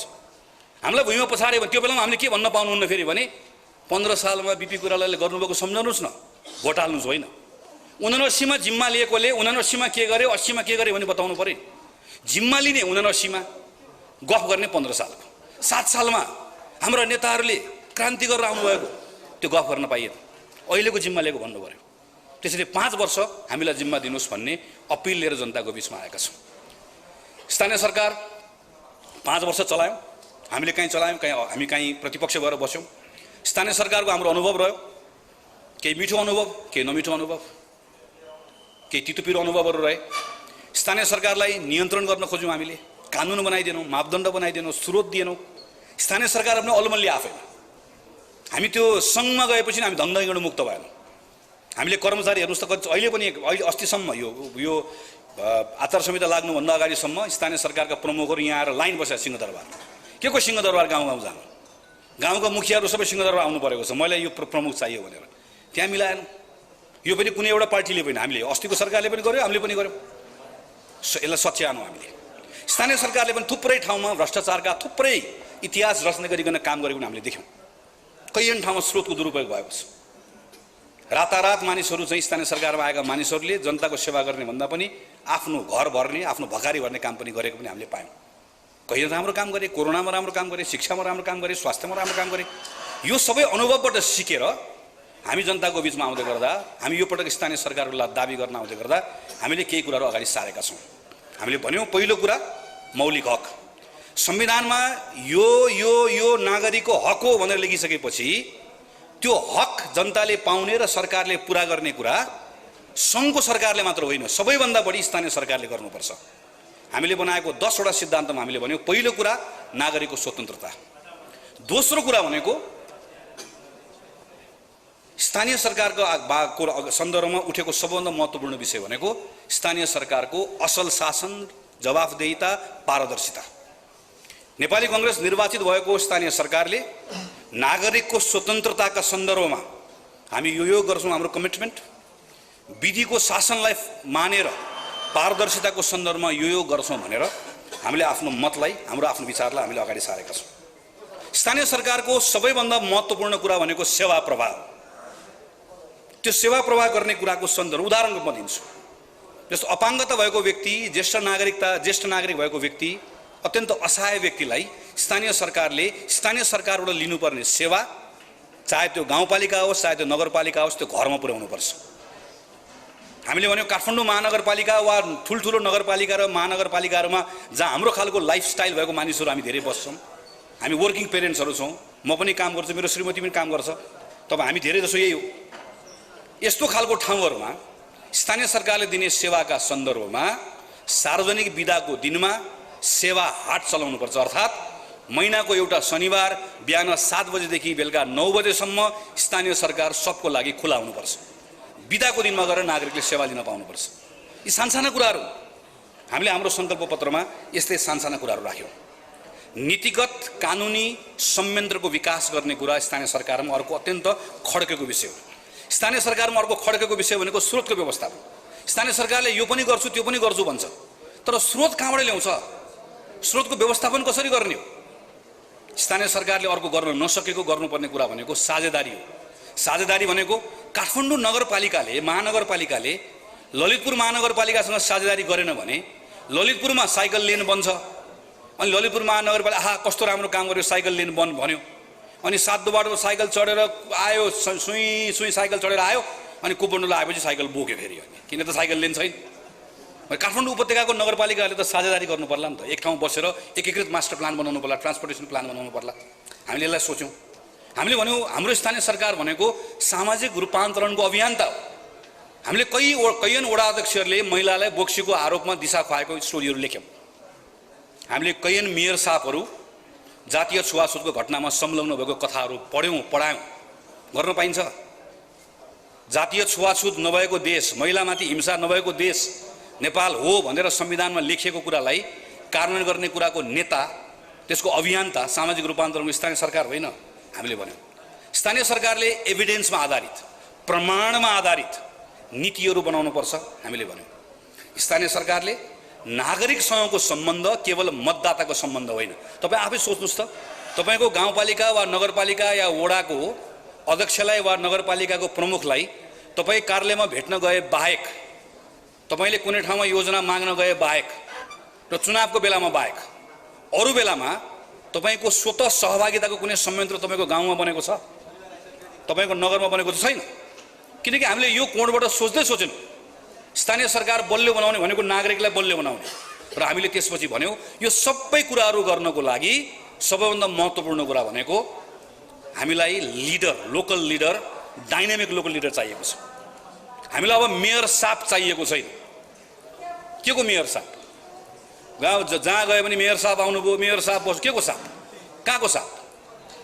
सबैभन्दा नजिक स्थानीय सरकारको जनतासँग बिचमा बसेर त्यहीँ अँगालो हालेर हामीले साहब भन्न साथै ऊ कहाँ पुग्यो? कुर्सीमाथि पुगिहाल्यो। साहब भन्न साथै साइकल चढ्नु पर्ने मेयर गाडीमा पुगिहाल्यो। साहब भन्न साथै हिँडेर जानुपर्ने ठाउँमा प्लेन चढ्ने भयो। त्यो साहब भन्ने ठाउँबाट यसपालि मेयरलाई तल भुइँमा ओह्राल्नु पऱ्यो, तल चकडीमा बस्ने मेयर बनाउनु पऱ्यो हामीले। यसको आधारमा हामीले स्थानीय सरकारको यसलाई ओभरअल यसलाई चेन्ज गर्नु पर्यो भन्ने हिसाबले हामीले स्थानीय सरकारको सङ्कल्प पत्र तयार गर्ने क्रममा काम गऱ्यौँ। यसपछि स्थानीय सरकारका के जिम्मेवारी छन्? संविधानले अनुसूची 8 र 9 मा यो गर भनेको छ।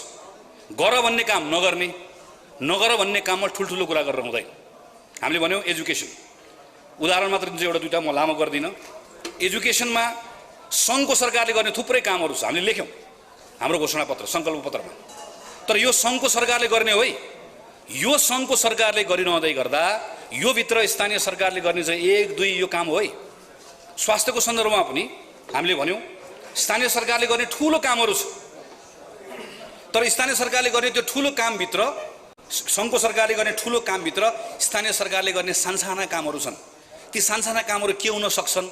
लामो हामीले छलफल गऱ्यौँ र सानसाना कामहरू टिपेर हाम्रो हामीले स्थानीय सरकारको काममा सानसाना कुरा लेख्यौँ। हामीले एग्रिकल्चरको सन्दर्भमा करिब 3 खरब रुपियाँको नेपाली अहिले कुरा आयो, केरा किन्छौँ हामी, यो किन्छौँ त्यो किन्छौँ भन्दै गर्दा त्यसलाई जोड्यो भने 3 खरब हुन्छ। त्यो 3 खरब रुपियाँको आयात जुन छ हामीले गर्छौँ, यसलाई घटाउने भनेर सङ्घको सरकारले योजना बनाउँछ, पर्सि बजेटमा आउँछ। जनार्दन शर्माजीले बजेट पढ्नुहुन्छ, यसपालि घटाइने छ भन्छ। तर त्यो घटाइने छ भन्ने कुरामा स्थानीय सरकारले काम गरेन भने केराको उत्पादन चाहिँ कहाँबाट बढ्छ? अनि त्यो केराको उत्पादन एउटा स्थानीय सरकारले केराको उत्पादन गर्छ, अर्को स्थानीय सरकारले भारतको केरा ल्याएर खान्छ। त्यो दुईटा स्थानीय केरा उत्पादन गर्ने र केरा किन्ने स्थानीय सरकारको भेट कसरी गराइदिने हो? त्यो दुईटाको सम्बन्ध कसरी गाँच्दिने हो? हामीले हाम्रो स्थानीय हाम्रो घोषणापत्रमा त्यही कुराकानी गर्यौँ। हामीले भन्यौँ स्थानीय सरकारले कर लगाउँदै गर्दाखेरि करले मानिसहरूलाई स्थानीय सरकारसँग पर धकेल्नु हुँदैन, स्थानीय सरकारसँग झन् नजिक ल्याएर जोड्नुपर्छ। हामीले भन्यौँ यो पटक स्थानीय सरकारले करोडौँ रुपियाँ तालिममा खर्च गरेको छ। अहिले काठमाडौँमा गार्मेन्ट जति पनि छ नेपालभित्र भएको गार्मेन्टहरू, तपाईँ हामीले लगाएको लुगा जुन छ यो गार्मेन्ट नेपालभित्र भएको गार्मेन्टले तपाईँ हामी नेपाली सबैलाई पुग्ने लुगा उत्पादन गर्न सक्ने क्षमता राख्छ। त्यो गार्मेन्टले तर उत्पादन गरेर बजार पाइरहेको छैन।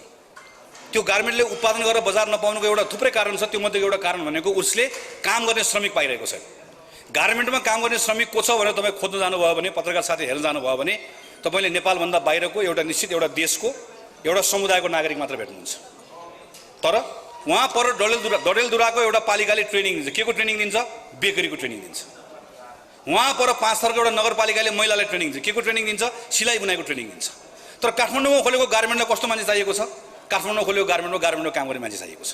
अब रोजगारी भनेको के हो? रोजगारी भनेको त्यहाँ गएर कसैले बरिस्टाको ट्रेनिङ दिएर बेकरीको ट्रेनिङ दिएर रोजगारी पाउँछ? त्यो डडेलधुराको गाउँपालिकाले काठमाडौँको गार्मेन्टमा श्रमिक चाहिएको छ भन्ने कुरा कसरी खोज्ने हो? त्यो दिमाग कहाँबाट ल्याउने हो? त्यो विचार कसरी गर्ने हो? कसरी जोड्ने हो? हामीले रोजगारीको शीर्षकमा यस्ता विषयहरूमा कुराकानी गऱ्यौँ। मैले खालि यति मात्र भनेको कि हामीले हाम्रो सङ्कल्प पत्रमा यो पटक हावा कुरा, उडन्ते कुरा, नचाहिने कुरा, नसक्ने कुरा, नगर्ने कुरा, गर्नु नपर्ने कुराहरूको बारेमा चर्चा गरेनौँ। आकाशमा उडेकोलाई भुइँमा झार्यौँ। हिजोको स्थानीय पत्रको घोषणापत्रको तपाईँले काङ्ग्रेसै घोषणापत्र हेर्नुभयो भने अघिल्लो घोषणापत्र यताबाट पनि काङ्ग्रेसको पनि रेल आएको छ, यताबाट ठुल्ठुलो एयरपोर्ट आएको छ। चाहिँ त्यो सबै पूर्वाधारको आफ्नो महत्त्व छ।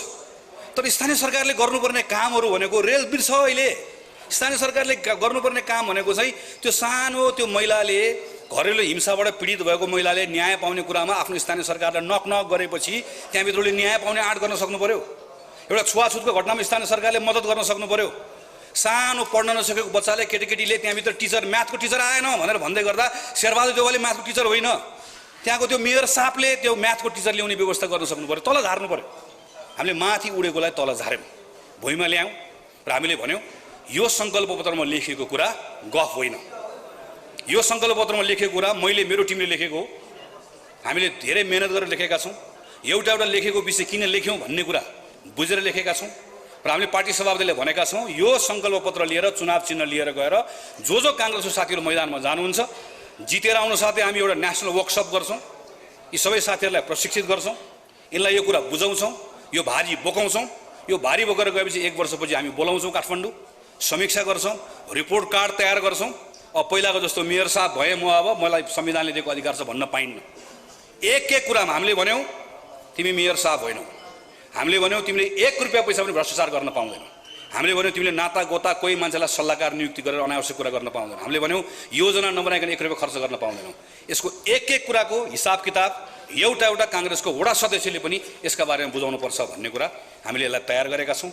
म पार्टीको साथीहरूलाई आग्रह गर्न चाहन्छु, हामीले माफी मागेका छौँ हाम्रो प्रतिबद्धता पत्रमा। हामीले अघिल्लो पटक बोलेका थुप्रै कुराहरू पुरा गर्न सकेनौँ। कहीँ हाम्रा कमजोरी रहे, कहीँ हामीले गर्न नसक्ने कुराहरू भन्यौँ। हामीले सिकेका छौँ। हामीले हिजो जानेर नजानेर गरेका गल्तीहरू नदोहोऱ्याउने प्रतिबद्धता व्यक्त गरेका छौँ र हामीले जनतालाई आश्वस्त गरेका छौँ, कसम खाएका छौँ कि हामी गल्ती दोहोऱ्याउने दिन्नौँ भनेर। यो कुरा तपाईँहरूले लिएर गाउँ जानुपर्ने छ, तलको साथीहरूलाई बताउनु पर्नेछ। यति कुरा मात्र भनेर आज तपाईँहरूलाई मैले आफ्नो कुरा टुङ्ग्याए हुने हो। तर यही बिचमा हाम्रो आफ्नो पार्टीको घोषणापत्रको बारेमा नेपाल कम्युनिस्ट पार्टीको एमालेको अध्यक्षज्यूले केही कुराहरूको बारेमा कमेन्ट गर्नुभयो। मलाई एकजना साथीले, म त हिजो पार्टी कार्यालयमा थिएँ, हिजै होस् लाग्छ, हिजै हो क्यारे पार्टी कार्यालयमा थिएँ। मलाई एउटा हाम्रो साथीले घोषणापत्र टिमको साथीले फोन गरेर भन्नुभयो, हेलो दाइ थाहा पाउनुभयो? मैले के? मलाई भन्नुभयो नेकपाको अध्यक्ष ओलीजीले घोषणापत्रको बारेमा मुख छाड्नुभयो नि भनेर भन्नुभयो। अनि मैले उहाँलाई भने अरे बाबा सफा बोलेको भए, शालीन बोलेको भए पो समाचार हो। केपी ओलीले मुख छाड्नुभयो भन्ने कुरा त नयाँ कुरा हुँदै भएन। जसको मुखमा अङ्गार छ उनले ओकल्ने कालै हो। मुखमा अङ्गार भएकोले कालै ओकल्छ। मैले भने यो त कुनै नयाँ कुरा भएन। म त पार्टीको काममा थिएँ। त्यसपछि उहाँले फेरि भन्नु होइन तपाईँले पागल भन्नुभयो। मैले भने ठिकै भन्नु, ठिक छ। अनि मैले उहाँलाई फेरि भने हाम्रो टिमको साथीलाई, तपाईँलाई याद छ केपी ओलीले कोलाई पागल भन्नुहुन्छ? केपी ओलीले झुट बोल्नुहुन्छ। कोही आँट भएको मान्छेले आएर यु आर लायर, तपाईँ झुट बोल्दै हुनुहुन्छ भन्ने भयो भने सनक्क सन्केर पागल भन्नुहुन्छ। पहिला कसलाई भन्नुभएको थियो? सुशीला कार्कीलाई, गोविन्द केसीलाई। सनक्क सन्किसकेपछि उहाँको मुखबाट निस्कने कुरा भनेकै जब उहाँको झुटलाई कसैले च्यालेन्ज गर्छ, फरेबलाई कसैले च्यालेन्ज गर्छ, उहाँले सबभन्दा पहिला गाली गर्ने भनेकै पागल भनेर भन्ने हो। मैले पनि ठिकै छ, यो पनि कुनै नौलो कुरा भएन। त्यसपछि मलाई के लाग्यो भने होइन, के कुराहरू हाम्रो कन्टेन्टको बारेमा भन्नुभएको छ कि भन्ने कुरा लाग्यो। मलाई फेरि साथीले भन्नुभयो होइन यसको जवाफ त फर्काउनुपर्छ। मैले मलाई भने हेर्नुहोस्, प्याच्च बोल्ने, आफ्नो प्रतिद्वन्द्वीका बारेमा त्यो कुण्ठाले भरेको अभिव्यक्ति दिएर हलमा खित्का छोडेर आफ्नो समर्थक हाँसेर ताली बजाइसकेपछि दङ्ग परेर बेलुका गएर भरपेट खाएर सुत्ने चाहिँ केपी ओली हो, हामी त्यो होइन। त्यसैले यसको यो मुखामुख गर्ने जवाफ फर्काउने काम छोडिदिनुहोस्। कन्टेन्टमा केही छ भने कन्टेन्टमा चाहिँ हामीले सिक्ने कुरा पनि होला। यत्रो वर्ष अनुभव गरेर आउनुभएको, प्रधानमन्त्री भएर आउनुभएको, हामीले कति गल्ती गरेका होलाौँ, कमजोरी गरेका होलाौँ। कन्टेन्टको बारेमा उहाँले भन्नुको कुरा हामीले पढ्नुपर्छ, त्यसको बारेमा छलफल गर्नुपर्छ। म बेलुका आउँछु भनेर भने साथीहरूको टिमसँग बेलुका भेट्न गएँ। उहाँले बोलेको कुरा सुन्यौँ, उहाँले बोलेको कुरा तपाईँहरूले बजाउनु भएको, राख्नुभएको कुराहरू लेख्यौँ, पढ्यौँ। कन्टेन्टको बारेमा केही पनि छैन। अनि मैले अनुमान लगाएँ यत्रो मोटो छ, हामीले अहिलेसम्म छापेर वितरण गर्ने भ्याइ नभए भएको छ। हाम्रै साथीहरूले पढेका छैनन्, बडाबुडा राति उठेर पढेछन्, पुरै पृष्ठ पढेछन्। पढेर सुरु गर्न साथै सुरुमै हामीले खेर गएको 5 वर्ष भनेर लेखेका छौँ के गर्नुभयो भनेर। अब नेपाली कङ्ग्रेसले 5 वर्ष खेर गएको ठाउँमा उहाँको भक्तिगान गाउने त कुरा भएन, स्तुतिगान गाउने कुरा त भएन। उहाँलाई त्यो आफ्नो प्रशंसाको एकलाप सुन्ने बानी भएको एकपछि अर्को झुटको चाहिँ पर्दाफास गरेको कुराले सहन सक्ने कुरै भएन। सनको सन्कन हो मेरो। मलाई यसको बारेमा केही पनि छैन। उहाँलाई केपी ओलीलाई रिस उठ्यो भनेर सत्य बोल्न छोड्ने कुरो भएन। केपी ओलीलाई रिस उठ्यो भनेर उहाँको झुटलाई ठिको भन्ने कुरा भएन। केपी ओलीलाई रिस उठ्यो भनेर कालो र सेतो भन्ने कुरो भएन। सत्य बोलिराख्ने भनिराख्ने। तर खालि एउटा मात्र एडभाइस उहाँलाई के हो भने बुढाबा धेरै सनक्क सन्किँदै गर्दा कहिलेकाहीँ शरीरलाई अप्ठ्यारो गर्न सक्छ। त्यो आइराख्छ। यो झुटको बारेमा त भनिराख्ने भयो, त्यो त बोलिराख्ने भयो, भनिराख्ने भयो, झुटलाई झुट त भनिराख्ने भयो। यसका बारेमा चाहिँ ख्याल गर्नु होला, शरीरको ख्याल गर्नु होला। योभन्दा मेरो धेरै भन्ने कुरा छैन। त्यसपछि फेरि मैले हेरेँ भने शिक्षा, हेल्थ, म त यसमा त मैले महिनौ काम गरेको छु मेरो टिमसँग। यो राख्ने कि नराख्ने कि, एजुकेसनमा के गर्न सकिन्छ, हेल्थमा के गर्न सकिन्छ, पूर्वाधारमा के गर्न सकिन्छ, कहाँ गल्ती भयो, कहाँ कमजोरी भयो, कन्टेन्टमा केही छ कि फेरि खोज्यौँ हामीले। कन्टेन्टको बारेमा मैले के भनिदिनु हो, यो कन्टेन्टमा के पनि छैन भनिदिनु। मैले यसो सोचेँ यो पनि ठिकै उहाँको ठाउँबाट। केपी ओलीलाई लजिक मन पर्दैन, म्याजिक मनपर्छ। यो घोषणापत्रमा म्याजिकको कुरा छ, लजिकको कुरा छ। के गर्न सकिन्छ, के गर्न सकिँदैन भनेर लजिक। यहाँ मैले लजिकको कुरा, म्याजिकको कुरा गरेको छैन। त्यसैले यसको बारेमा पनि म्याजिक छैन, मन परेन होला। त्यसको बारेमा पनि मेरो धेरै कुरा भन्ने कुरा केही भएन। तर एउटा कुराको बारेमा मात्रै मैले उहाँलाई भन्नु छ। अस्ति नै मेरो चुनाव लड्दै गर्दा महाधिवेशनको बेलामा पनि उहाँले यो समुन्नत नेपाल भन्ने अवधारणा अगाडि सार्दै गर्दाखेरि यो मेरो आइडिया हो, चोर्यो भन्नुभएको थियो। हिजो पनि चोर्यो भन्नुभएको छ। मैले यसको बारेमा चाहिँ अब यो उहाँलाई पनि दौडधुप छ, मलाई पनि दौडधुप छ। उहाँ अध्यक्ष, म महामन्त्री, हाम्रो आफ्नै भ्याइ नभ्याइ छ। अलिकति भ्याएको बेलामा चाहिँ म बालकोटे गरेर ट्युसन पढाउने हो। एउटा विषयमा त पढाउनै पर्ने भएको छ। पहिलो कुरा मैले उहाँलाई के भन्नुपर्ने भएको छ भने यो मेरो समृद्धिको आइडिया कसैले चोरेर लगिदेला भनेर राति पनि चोर्देला भनेर अनिलो नबस्नुहोस्। तपाईँको आइडिया तपाईँसँगै राख्नुहोस्। यो न मलाई चोर्नु छ, न काङ्ग्रेसको कुनै साथीलाई चोर्नु छ। समृद्धि तपाईँकै आइडिया हो, तपाईँसँग राख्नुहोस्।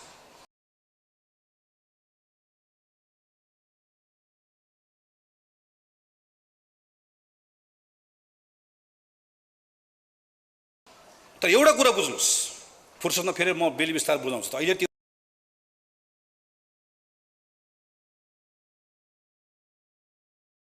भनेर मुट्ठी कस्दै गर्दा त्यहाँभित्र घृणा छ, उत्तेजना छ, रिस छ। मौका परेको बेलामा एउटा धर्मलाई उचाल्ने, मौका परेको बेलामा एउटा जातलाई उचाल्ने बदनीयत छ। हामीले समुन्नति भनेर भन्दै गर्दा त्यहाँभित्र देशको प्रेम छ, एउटा जाति, अर्को भाषा, एउटा धर्म, एउटा संस्कृति नेपालभित्र भएका सबै एक ठाउँ मिलेर बस्न सक्ने सद्भावको त्यो कामना छ, त्यो इच्छा छ। त्यसबाट बनेको एउटा एकताको भावना छ। कोहीप्रति कुनै घृणा छैन, देशप्रतिको प्रेम छ, सबैसँग मित्रवत सम्बन्ध राख्ने चाहना छ, देशको सार्वभौमिकताको लागि लड्ने अठोट छ। तपाईको समृद्धिमा सुखी नेपाल भन्दै गर्दा बाहिरबाट देखिने सुख छ, बाहिरबाट देखिने हाँसो छ। तर हामीले समुन्नति भनेर भन्दै गर्दा त्यो सुखको पत्र केलाएर हेर्यो भने त्योभन्दा भित्र अरू पत्र छ। वर्षौंदेखि विभेदमा परेका महिला होलान्, अपाङ्गता भएको व्यक्तिहरू होलान्, दलित होलान्, ती विभेदका कारणले, संरचनागत हिंसाको कारणले गर्दा, समाजभित्र भएको असमानताको कारणले गर्दाखेरि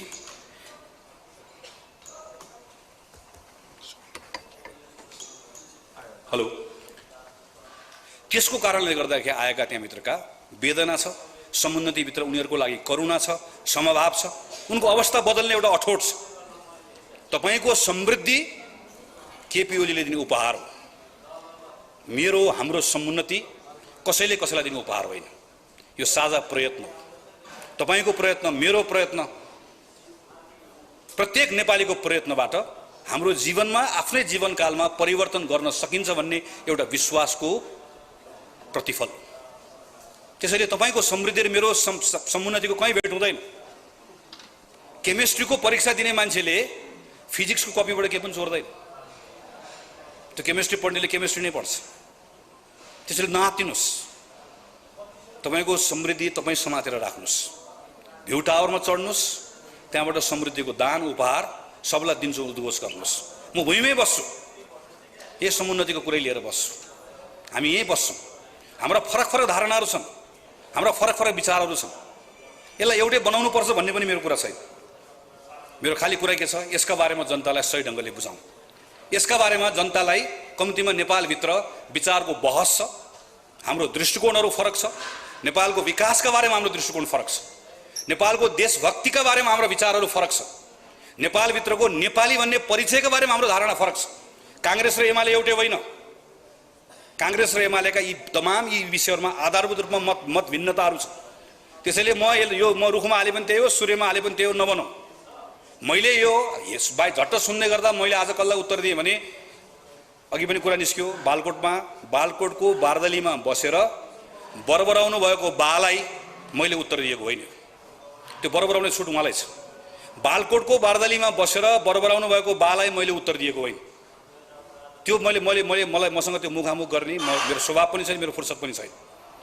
मैले घोषणापत्रकै सङ्कल्प पत्रको विषयमै सही नेपाल कम्युनिस्ट पार्टी एमाले नेपालभित्र नेपाली कङ्ग्रेस आज उभिएको, आज हामीले उभ्याउन खोजेको मेरो पुस्ताको काङ्ग्रेसले फेरि एकपटक बिपी कोइरालालाई सम्झेर नेपाली कङ्ग्रेसकै विगतका केही वर्षहरूमा गरेका गल्ती कमजोरीबाट पनि सिकेर, राम्रा कुराबाट पनि सिकेर, काङ्ग्रेसको सबल पक्षलाई समातेर दुर्बल पक्षलाई त्यसलाई ताछेर काङ्ग्रेसलाई जहाँ सही ठाउँमा उभ्याउन खोजिरहेका छौँ त्यसका बारेमा उठेका प्रश्नका सन्दर्भमा मेरो चुनौती हो। मेरो खुला चुनौती हो। म सिङ्गो पार्टी नेकपा एमालेसँग, नेकपा एमालेको नेतासँग यी विषयमा हामी बहस गर्न तयार छौँ मात्र होइन, चाहन्छौँ। जनताले थाहा पाउनुपर्छ, हाम्रो फरक दृष्टिकोणहरू थाहा पाउनुपर्छ। यो कुरा पनि म पार्टीको साथीलाई आग्रह गर्न चाहन्छु। यो विषय पनि तपाईँहरूले चुनावको बेलामा जनताको बिचमा लिएर जाने हो। मेरो अन्तिममा तपाईँहरूलाई आग्रह छ, म एउटा सन्दर्भ चलेकोले मैले भने, अब यसको बारेमा समय खेर नफाल्नुहोस्। कसले हाम्रो पार्टीको घोषणापत्रको बारेमा के भन्यो, के गर्यो, सन्दर्भ चल्यो, मैले उठाएँ कुरा छोडिदिनुहोस्। हामीले हाम्रो सङ्कल्प पत्रमा के कुरा भनेका छौँ यो कुरा तल लिएर जाने। यो सङ्कल्प पत्र जनताको बिचमा मात्र लिएर जाने होइन, हाम्रो उम्मेदवारलाई पनि पढाउन आवश्यक छ यो पटक। किनकि त्यो उम्मेदवारले यो पटक के सोचेको होला भने, काङ्ग्रेसको सङ्कल्प पत्रमा लेखे होलान्, केटाहरूले नयाँ नयाँ आएका छन् महामन्त्रीहरू लेखे होलान्, भोलि भएपछि त मेयर साहब कोही काङ्ग्रेसको मान्छे बन्न खोज्छ भने चकटीमा काङ्ग्रेसको त्यो मेयर साहबलाई हामी यो सङ्कल्प पत्रमा जे लेखेका छौँ त्यो गराएर छाड्नु। 1 रुपियाँ पैसा कुनै काङ्ग्रेसको वडा अध्यक्षले, कुनै काङ्ग्रेसको मेयरले सोचेको छ भने यो चुनावमा मैले अलिअलि खर्च गर्छु त्यसपछि उठाउँछु भने सोचेको छ भने घर बेच, जग्गा बेच, तिम्रो निजी कुरा हो। तर 1 रुपियाँ पैसा राज्यको ढुकुटीबाट अपचलन गर्न नदिने अनुगमनको संयन्त्र पनि बनाउँछौँ, पार्टीभित्रको विधि विधानमा पनि सुधार ल्याउँछौँ, त्यो ठाउँमा ल्याएर गर्छौँ भन्ने कुराको हाम्रो सङ्कल्प हो। हाम्रो पुस्ताको काङ्ग्रेसले लेखेको सङ्कल्प पत्र यो यत्तिकै यो छापेर पढ्नको लागि बनाएको होइन, गराएर छाड्छौँ हामी। गराउन सकेन भने आफ्नो पराजय सम्झन्छौँ र पराजय हामीले स्वीकार्य छैन। यो कुरा पनि तपाईँहरूले तलको हाम्रो उम्मेदवार साथीहरूलाई पनि पुर्याउनु पर्नेछ। म फेरि एकपटक यो कार्यक्रम मार्फत आम पार्टीको साथीहरूलाई अपिल गर्छु। मैले अघि पनि भने पार्टीभित्र हाम्रो केही विषयहरूमा मतान्तर छन् रहन्छन्। भोलि फेरि बस्छौँ, 31 गतिपछि फेरि पार्टीको बैठक सुरु गर्छौँ, छलफल गर्छौँ, सैद्धान्तिक विषयमा गर्छौँ, व्यवहारिक विषयमा गर्छौँ। अघि आज कुरा उठेको छ, कतिपय ठाउँमा टिकट बाँड्ने क्रममा धाँधली गरिएको छ, कतिपय ठाउँमा बदनियत राखिएको छ, कतिपय ठाउँमा खराब आचरण राखिएको छ, कतिपय ठाउँमा गलत काम गरिएको छ, कतिपय ठाउँमा विधान उल्लङ्घन गरिएको छ, कतिपय ठाउँमा साथीहरूमाथि अन्याय गरिएको छ। त्यो प्रत्येक कुराको हिसाब किताब हुन्छ। त्यो प्रत्येक कुराको बारेमा छलफल गर्छु। त्यसको समय आउँछ। म यति मात्र आग्रह गर्छु, यो 12 तपाईँले एकपल्ट आफ्नो आवेगलाई नियन्त्रण गर्नुपर्नेछ। काङ्ग्रेसको संस्थापक नेताहरूलाई सम्झाउनु पर्नेछ। यति दुःख गरेर पार्टीको साथीहरूले पार्टी बनाएको छ। एउटा साथीको आवेगले गर्दाखेरि चाहिँ त्यो पार्टीको परिणाम छोडिदिनुहोस्, परिणामको चिन्ता गरेको होइन। तर थुप्रै साथीहरू जसले यो पटक यही भनेर काङ्ग्रेसमा लाग्नु भएको साथी छ, एउटा साथीको गलत निर्णय, त्यसको प्रतिक्रियामा हामीले देखाउने आवेग, त्यो आवेगको कारणले गर्दा पार्टीको आम साथीहरूलाई पर्न जाने पीडा, यसका बारेमा सचेत भएर, यसका बारेमा सतर्क भइदिएर पार्टीको साथीहरू जसले अहिले स्वतन्त्र उम्मेदवारी हाल्नु भएको छ, म सब साथीहरूलाई काङ्ग्रेसको महामन्त्रीको यो जिम्मेवारीबाट 2 हात जोडेर उहाँहरू सबलाई विनीत भएर आग्रह गर्न चाहन्छु। तपाईँहरूको बारेमा हामी फेरि छलफल गर्छौँ। तर अहिलेको लागि आफ्नो उम्मेदवारी फिर्ता लिदिन आग्रह गर्दै जनसम्पर्क समितिको साथीहरूलाई तपाईँहरू पनि तत्काल सम्पर्क समितिका साथीहरूलाई तपाईँहरू पनि तत्काल आफ्नो जिल्ला गाउँ फर्कनको निम्ति हार्दिक अनुरोध गर्दै मेरो आफ्नो कुरा टुङ्ग्याउँछु। धन्यवाद, नमस्कार, जय नेपाल।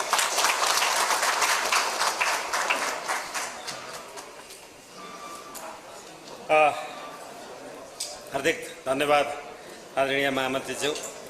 धेरै कुरा समेटिए। अब हामी कार्यक्रमको अन्तिममा आएका छौँ। उपस्थित सम्पूर्ण प्रमुख अतिथि लगायत सम्पूर्णलाई धन्यवाद ज्ञापन गरिदिनु हुन रौत मकवानपुर काठमाडौँ सम्पर्क समितिका आदरणीय सभापति पुरुषोत्तम ठकुरीजीलाई हार्दिक अनुरोध गर्दछु र धन्यवाद सहित कार्यक्रम समापन पनि गरिदिनु हुन हार्दिक अनुरोध गर्दछु। एकैछिन धैर्य गरिदिनु होला। अब हामी बिदा हुँदैछौँ। त्यसपछि यहाँका अझै थप केही जिज्ञासा भएदेखि आदरणीय महामन्त्रीजी यहीँ हुनुहुन्छ, पछि हिँड्नु होला। तर यस्तो छोटो समयमा पनि यहाँहरू उपस्थित भइदिनु भयो। हाम्रो सूचनालाई ग्रहण गरेर यहाँहरू सम्पूर्णप्रति हार्दिक आभार व्यक्त गर्न चाहन्छु र यहाँहरूप्रति पुनः हार्दिक नमन र जय नेपाल टक्राउँछु। र म पर्वत काठमाडौँ सम्पर्क समितिको अध्यक्ष तथा यो समन्वय समितिको सचिवको हैसियतले यहाँहरू समक्ष उपस्थित भएको थिएँ। म ओम शर्मा चबाकाई यहाँहरू समक्षबाट म चाहिँ उजेल पर्दछु। हस्, जय नेपाल।